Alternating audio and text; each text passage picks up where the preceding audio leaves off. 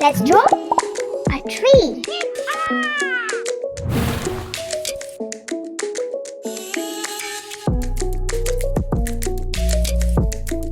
Add some details to make it interesting. Let's go!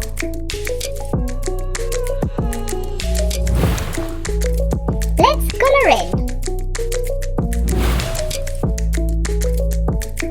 Woo! Use short strokes for texture.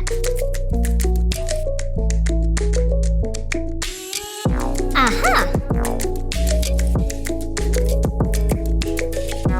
Imagine what this would look like in real life.